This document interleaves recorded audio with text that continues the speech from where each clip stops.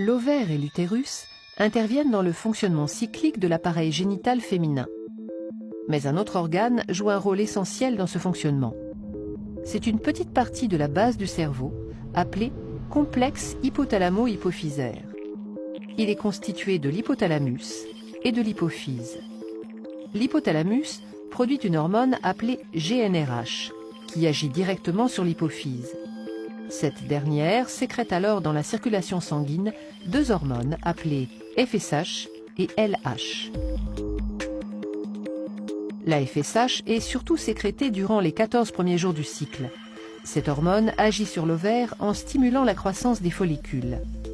La LH est surtout produite juste avant le 14e jour du cycle. Le pic de LH déclenche l'ovulation. Durant les 14 derniers jours du cycle, la sécrétion des deux hormones hypophysaires diminue. Les sécrétions hormonales du cerveau sont donc à l'origine des cycles ovariens et utérins.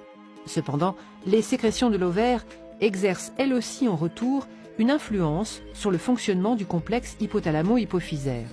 Au cours des différentes phases du cycle, l'ovaire va libérer deux hormones qui vont être détectées par le cerveau et modifier l'activité du complexe hypothalamo-hypophysaire.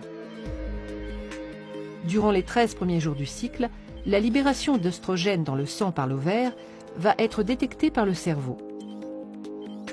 Il va limiter les sécrétions de FSH et de LH. On appelle ce phénomène un rétrocontrôle négatif exercé par l'ovaire sur le complexe hypothalamo-hypophysaire.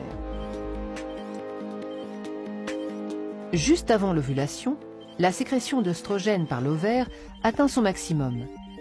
Sa concentration dans le sang est alors détectée par le cerveau qui va réagir d'une manière contraire à ce qu'il faisait jusque-là.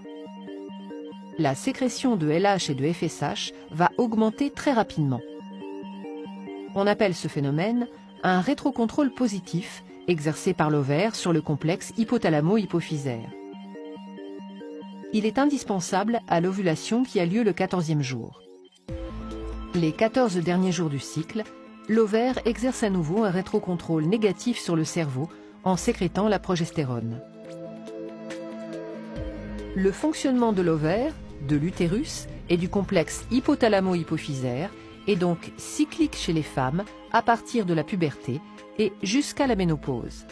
Ce fonctionnement repose sur un dialogue permanent entre ces organes au moyen de diverses hormones sécrétées dans le sang.